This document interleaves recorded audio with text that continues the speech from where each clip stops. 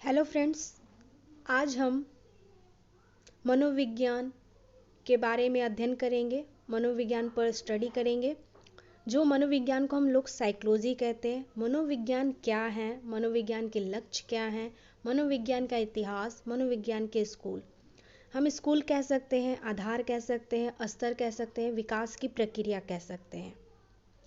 तो आज स्टार्ट करते हैं हम लोग मनोविज्ञान क्या है। मनोविज्ञान को हम अंग्रेजी में साइकोलॉजी कहते हैं। मनोविज्ञान दो शब्दों के मेल से बना है। जो दो शब्द हैं जो आए हुए हैं वो ग्रीक भाषा से आए हैं। साइकोलॉजी के दो शब्दों से मिलकर बना है, जो साइकी और दूसरा है लोगस।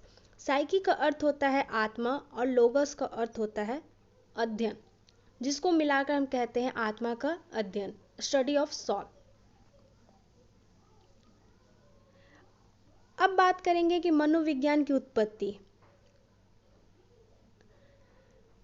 का जो आरंभ हुआ है, उसकी आरंभ की अवस्था जो है मनोविज्ञान की, वो दर्शन शास्त्र की एक शाखा है। दर्शन शास्त्र से ये मनोविज्ञान निकल के आया है। पहले जो था मनोविज्ञान वो दर्शन शास्त्र पर निर्भर था, उसके अकॉर्डिंग ही उसका विषय था। लेकिन जब ये एक अपने रूप में आया मनोविज्ञान, तो वो स्वतंत्र रूप से आया, वो स्वतंत्रता का रूप लेकर आया, वो स्वतंत्र रूप से एक नया विषय बन गया। लेकिन हम कहेंगे कि इससे पहले मनोविज्ञान दर्शन शास्त्र पर निर्भर था। तो आत्मा का अध्ययन, मनोविज्ञान की जो उत्पत्ति हुई है आत्मा के अध्ययन के द्वारा हुई है, जो 16वीं शताब्दी में इसको प्रतिपादित करने वाले प्लेटो और अरस्तु थे। इनके समर्थन कहते थे कि ये जो मनोविज्ञान है वो आत्मा का अध्ययन है। लेकिन बहुत लोग आत्मा का अध्ययन नहीं मान रहे थे मनोविज्ञान, क्योंकि कि आत्मा क्या है, इसकी प्रकृति क्या है, क्या स्वरूप है, इसको देख नहीं सकते, जांच नहीं सकते, देखा नहीं जा सकता, न इसके ऊपर प्रश्न उत्तर देने से कोई मतलब था। तो इसलिए इसको अस्वीकृति दे दी गई, अस्वीकार कर दिया गया आत्मा के विज्ञान को। दूसरा बात करेंगे हम मनोविज्ञान की उत्पत्ति, मन का अध्ययन। मन का अध्ययन जो है 17वीं शताब्दी में प्रतिपादित किया गया था, जो कांत थे और उनके समर्थन पंपनोजी थे। पंपनोजी जो थे उन्होंने समर्थन किया कि ये जो मनोविज्ञान है का जो मतलब होता है मन का अध्ययन, हम मन के अध्ययन को कर सकते हैं। लेकिन मन जो है, हमारा मन क्या है, मस्तिष्क के रूप में आता है। मस्तिष्क से ही हमारे मन में कुछ बातें आती हैं, जिसका हम अध्ययन किस प्रकार करें, किस प्रकार नहीं किया जाए, इसको कोई प्रकृति ली नहीं गई है, इसका कोई स्वरूप भी नहीं है। क्योंकि मन में बहुत सारी बातें आती हैं, जिस पर हम बहुत सारी जो बातें हैं उस पर हम एक बात पर नहीं रह सकते हैं। क्योंकि अभी 2 मिनट पहले कुछ मन में बात आई, 2 मिनट के बाद कुछ और मन में बात आई, क्योंकि एक मत पर या एक मन पर हम टिक नहीं सकते, उसकी स्पष्टता हम नहीं बता सकते हैं, इसलिए इसको अस्वीकार कर दिया गया। तीसरा हम बात करेंगे कि मनोविज्ञान की जो उत्पत्ति है चेतना का विज्ञान है। चेतना का जो विज्ञान है उस 19वीं शताब्दी में लेकर आया गया।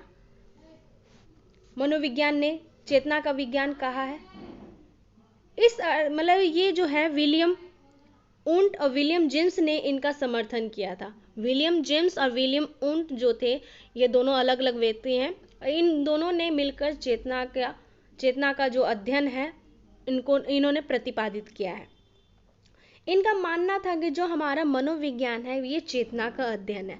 चेतना क्या होता है कि जो हम अभी प्रत्यक्ष रूप में हम जो सोचते हैं और वो चीज़ पर हम अमल हो जाते हैं, वो चीज़ हम कार्य करने लगते हैं, वो चेतना के अंतर्गत आता है। लेकिन सिगमंड फ्रायड जो मनोविश्लेषणवादी हैं, उन्होंने कहा है कि हमारा जो मन है, जो हमारा सोचने की प्रवृत्ति है, वो चेतना पर आधारित नहीं होता, बल्कि हमारा अचेतन पर आधारित होता है। क्योंकि हम 100% जो कार्य सोचते हैं वो हम कर नहीं पाते हैं, इसलिए उन्होंने चेतन को 10% और अचेतन को 19% रूप में दिया है कि हम चेतन को हम 10% कर सकते हैं, लेकिन अचेतन हमारा जो कार्य होता है वो 90% में चला जाता है, 90% में चला जाता है, क्योंकि हम 90% कार्य नहीं कर पाते हैं। इसलिए उन्होंने अस्वीकार कर दिया चेतन के अध्ययन को, चेतना के अध्ययन को।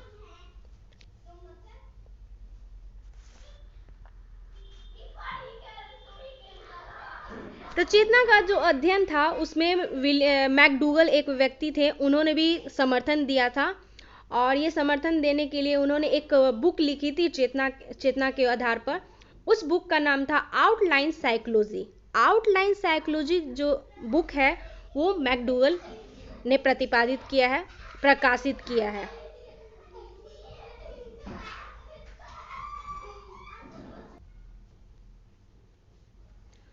अब है व्यवहार का अध्ययन। व्यवहार का अध्ययन 20वीं शताब्दी में प्रतिपादित किया गया, जो जेबी वॉटसन थे। जेबी वॉटसन को हम व्यवहारवादी भी कहते हैं। व्यवहारवादी का जो रूप लाया गया वो जेबी वॉटसन थे, और उनके समर्थन में स्किनर, थॉर्नडाइक, पावलोव, ये लोग इनके समर्थन में थे, क्योंकि जो मनोविज्ञान है वो व्यवहार का अध्ययन है।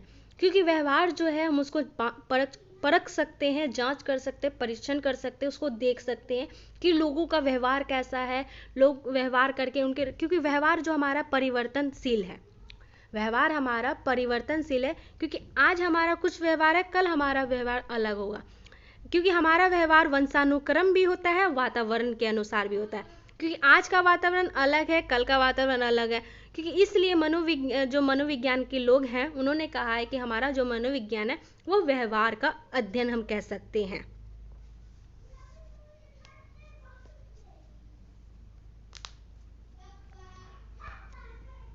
अब बात करेंगे मनोविज्ञान के लक्ष्य। मनोविज्ञान के लक्ष्य 3 हैं। पहला, मापन एवं वर्णन, जिसको मेजरमेंट कहा गया है। दूसरा है पूर्वानुमान एवं नियंत्रण। तीसरा है हमारा व्याख्या। अब बात करेंगे कि मापन एवं वर्णन क्या है। मापन जो है हमारा, कि मनोविज्ञान के ये सबसे क्या है, प्रथम लक्ष्य है। ये व्यवहार के अध्ययन में रखा गया है। ये व्यवहार का जो अध्ययन है वो मापन के द्वारा किया जाता है, मापन के लक्ष्य के द्वारा किया जाता है।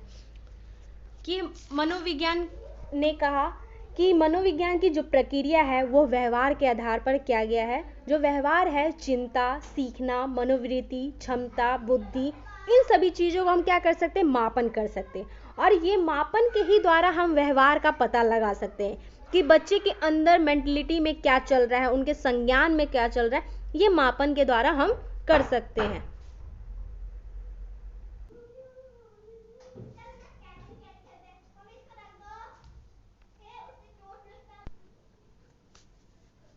जैसे बुद्धि परीक्षण द्वारा बुद्धि मापने पर यदि किसी व्यक्ति का बुद्धि लब्धि, जिसको हम IQ कहते हैं, वो 150 है, मतलब 150 है, तो वो कौन सा बच्चा है, वो तीव्र बुद्धि वाला बच्चा है। लेकिन जिसकी बुद्धि मतलब IQ 90 से लेकर 110 के अंतर्गत है, तो वो बच्चा सामान्य बुद्धि वाला है। तो ये बुद्धि लब्धि किसके अंतर्गत आती है, तो व्यवहार के अंतर्गत आती है।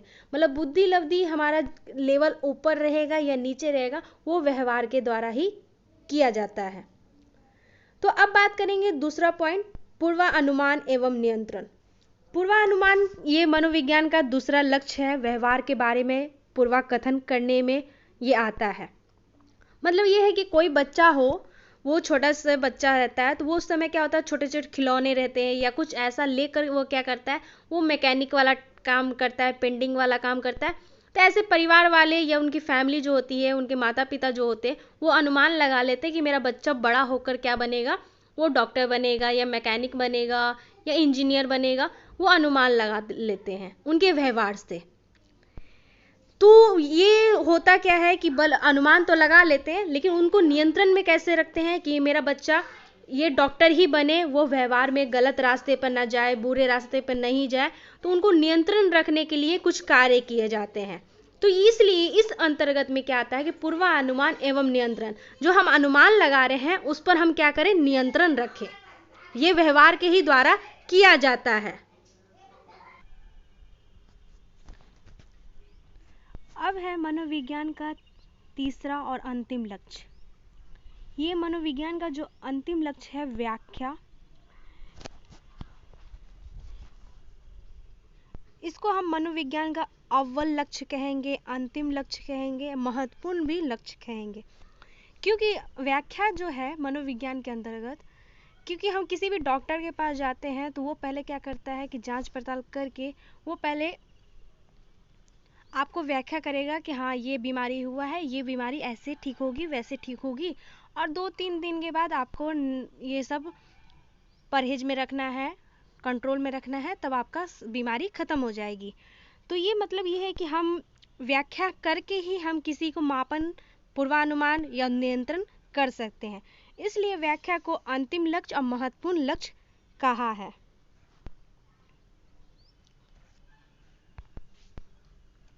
अब बात करेंगे मनोविज्ञान का इतिहास। मनोविज्ञान का इतिहास जो है 2 रूप में है, 2 प्रकार में है। पहला है पूर्व वैज्ञानिक काल। पूर्व वैज्ञानिक काल क्या है कि वैज्ञानिक काल जो है, पूर्व वैज्ञानिक काल, उसकी शुरुआत ग्रीक दार्शनिकों ने की है। शुरुआत जो है ग्रीक फिलोसफर ने की है, जो प्लेटो और अरस्तु थे।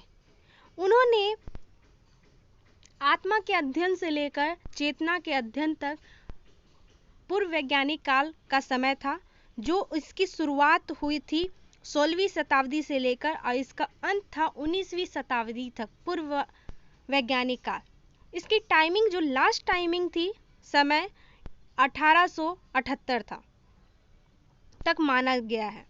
क्योंकि जो पूर्व वैज्ञानिक काल थे उस समय आत्मा के बारे में, मन के और चेतना के बारे में जिक्र की जाती थी। क्योंकि आत्मा को हम नहीं देख सकते हैं, नहीं परख सकते हैं, न मन को हम स्पष्टता से हम देख सकते हैं, और न चेतना के रूप में हम अपने कार्य को पूर्ण कर सकते हैं। इसलिए ये पूर्व वैज्ञानिक काल थे। दूसरा वैज्ञानिक काल। वैज्ञानिक काल जो है जिसमें व्यवहार के अध्ययन के बारे में जिक्र किया गया है। व्यवहार का जो अध्ययन है जे.वी. वॉटसन किए हैं, और ये जो व्यवहार का जो अध्ययन किया गया है, व्यवहार के बारे में परीक्षण करने के लिए एक प्रयोगशाला खोली गई थी।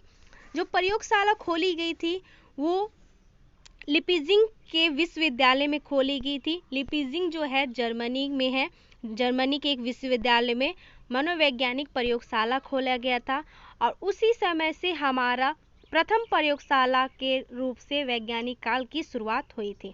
तो वैज्ञानिक काल की शुरुआत 1879 से शुरू हुई है, जिसके प्रतिपादन करने वाले विलियम उंट थे। विलियम उंट ने चेतना और मन के अध्ययन पर बात की है, लेकिन उन्होंने व्यवहार के अध्ययन को भी सराहा है।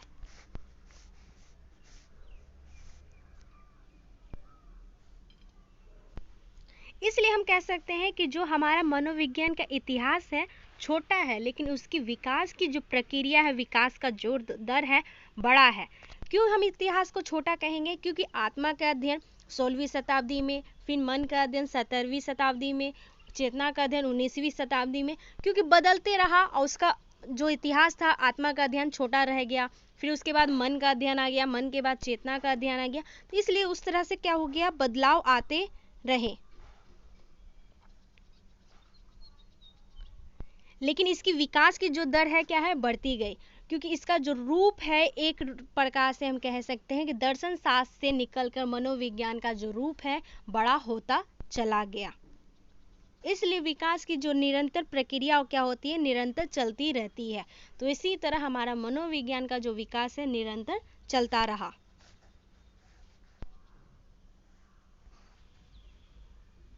अब बात करेंगे मनोविज्ञान के स्कूल के बारे में। मनोविज्ञान का विकास, मनोविज्ञान का आधार, या मनोविज्ञान के स्तर कह सकते हैं। तो स्कूल ऑफ साइकोलॉजी, मनोविज्ञान के जो स्कूल हैं वो कई प्रकार के थे। कई रूप में मनोविज्ञान को विकास के रूप से लिया गया था, जिसमें से हम पांच प्रकार के 5 स्कूल हम पढ़ेंगे। पहला है संरचनावाद। संरचनावाद जो है उसको प्रतिपादन करने वाले विलियम उंट थे, जिन्होंने 1892 में उन्होंने प्रतिपादन किया था, जिसको हम अंतर्निरीक्षणवाद भी कहते हैं। संरचनावाद जो है उन्होंने संरचना पर आधारित बात की है। उनका कहना है कि जो बच्चे हैं जो वो सीखते हैं, उनका जो विकास की संज्ञान की विकास जो होता है वो संरचना के द्वारा होती है। क्योंकि कोई छोटा सा बच्चा है, उसको हम क सिखाएंगे या ए सिखाएंगे तो उसका हम पहले डायग्राम सिखाते हैं। पहले ए फर्स्ट लाइन मतलब ऊपर जैसे हम क सिखाते हैं तो ऊपर में हेडलाइन देते हैं, फिर नीचे पाई देंगे, फिर उसको सर्कल सिखाएंगे, सर्कल को फिर दूसरे रूप में हम नीचे की ओर लेके जाते हैं। इस तरह हम डायग्राम के द्वारा उसको ए या बी सी डी सिखाते हैं या क ख ग, वो डायग्राम के द्वारा सिखाते हैं। वो डायग्राम के ही द्वारा सिखाया जाता है, तो उसी को संरचनावाद कहते हैं कि बच्चे का जो मेंटलिटी होती है वो संरचना ही के द्वारा उनका विकसित होता है। दूसरा है हमारा प्रकार्यवाद। प्रकार्यवाद को हम कार्यवाद भी कहते हैं, जो विलियम जेम्स ने 1892 में इन्होंने प्रतिपादन किया है। प्रकार्यवाद का कहना है कि बच्चे जो हैं वो कार्य के द्वारा सीखते हैं। जो बच्चे कार्य करते हैं वो उसी के द्वारा वो सीखते हैं। जैसे अ से अनार हुआ या आ से आम हुआ, जो वो बोल रहे हैं, वो जो कर रहे हैं या वो चीज़ देख रहे हैं, उनके द्वारा बच्चे क्या करते हैं, सीखते हैं। इसलिए प्रकार्यवाद को बढ़ावा दिया विलियम जेम्स ने। तीसरा है हमारा व्यवहारवाद। व्यवहारवाद जो है का प्रतिपादन करने वाले जेवी वॉटसन हैं। उनका मानना है कि बच्चे क्या होते हैं, व्यवहार के द्वारा सीखते हैं। क्योंकि बच्चा क्या होता है कि अभी छोटा बच्चा है तो वो गांव में रह रहा है, और जब बड़ा होगा तो वो शहर में चला जाएगा, तो वो अभी क्या है कि गांव के द्वारा उनके वातावरण को, क्षेत्र के भाषा को, मातृभाषा को वो सीख रहा है। लेकिन जब समय बदलता है तो वो अपने फैमिली के साथ में या अकेले ही वो अपने आगे की ओर बढ़ता है। तो वो आज यहाँ है, कल वहाँ है, तो वो जिस तरह का वातावरण उसको मिलता है उस तरह बच्चे क्या होते हैं, सीखते हैं, गलत हो या सही हो। इसलिए जेवी वॉटसन का कहना भी, एक कथन भी है कि मतलब मुझे सारे बच्चे दे दो, मैं चाहूँगा तो उसे चोर, डाकू, डॉक्टर, वकील कुछ भी बना दूंगा। तो व्यवहार के ही द्वारा बच्चे चोर, डाकू, डॉक्टर हर चीज़ बन सकते हैं।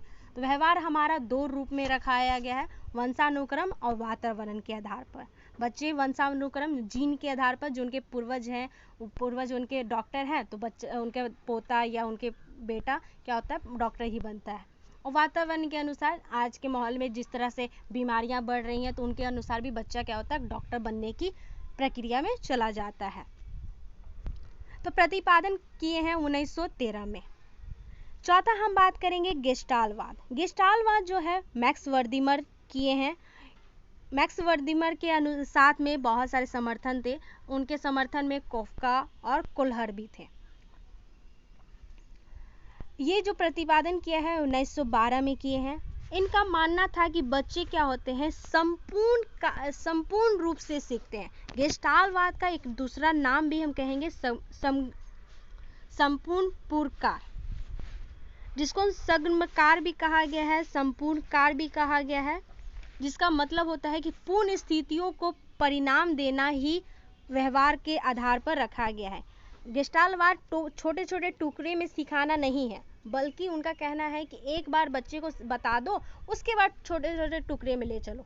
जैसे कि हम पहले क्या करते हैं, ए सिखाते हैं, फिर बी सिखाते हैं, उसके बाद सी सिखाते हैं, तब उसके बाद हम बोलते हैं कि ए फॉर एप्पल पढ़ो, B for ball, C for cat. लेकिन इनका मानना है कि हम पहले डायरेक्ट बता दें कि ए फॉर एप्पल होता है, बी फॉर बॉल होता है, फिर सी फॉर कैट होता है, तब उसके बाद हम बताएंगे कि ए फॉर एप्पल ए से बनता है, बी फॉर बॉल बी से बनता है, सी फॉर कैट सी से बनता है। तो हम डायरेक्ट पहले क्या करेंगे, संपूर्ण हर चीज़ का जितना हमारे पास पाठ्यक्रम है, पहले सारा चीज़ का हम वर्णन पहले उन्हें दे दें, तब उनके बाद एक सब्जेक्ट बाय सब्जेक्ट उनको हम पढ़ाएं। ये गेस्टालवाद का मानना है। पांचवा है हमारा मनोविश्लेषणवाद।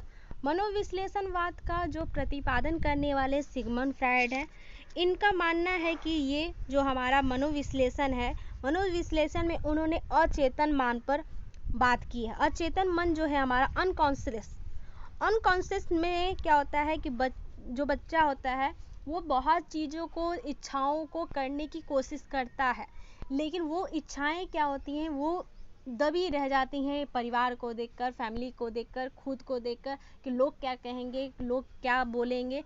इन सभी चीज़ों को देखकर वो क्या करता है, अचेतन मन में उनकी इच्छाएं क्या होती हैं, चली जाती हैं। वो चाह कर भी वो उतना कार्य को पूरा नहीं कर पाता है। इसलिए उन्होंने अचेतन मन, अर्धचेतन मन, चेतन मन, ईदम अहम के बारे में, पराहम के बारे में उन्होंने बात की है कि बच्चे का जो व्यवहार होता है असामान्य व्यवहार में प्रतिपादन होता है, एबनॉर्मल बिहेवियर में। इसका कारण जो एबनॉर्मल बिहेवियर होता है वो इसका कारण होता है अचेतन मन, कि वो बच्चा क्या होता है कि असामान्य व्यवहार करने लगता है अचेतन मन के कारण, अपनी इच्छा पूरी नहीं कर पाता है, तो इसलिए दूसरे से रूठना, घृणा करना, ये सब क्या होता है सीख लेता है। तो अचेतन के बारे में क्या होता है कि उन्होंने, सिगमंड फ्राइड ने, उन्होंने अध्ययन किया है, बहुत सारी विधियां बताई हैं कि अचेतन मन के रूप में क्या होता है, सम्मोहन हो जाता है, उनकी व्याख्या को प्रतिपादन नहीं कर पाते, इसलिए वो चिंतन में चले जाते हैं, चिंता में वो चले जाते हैं।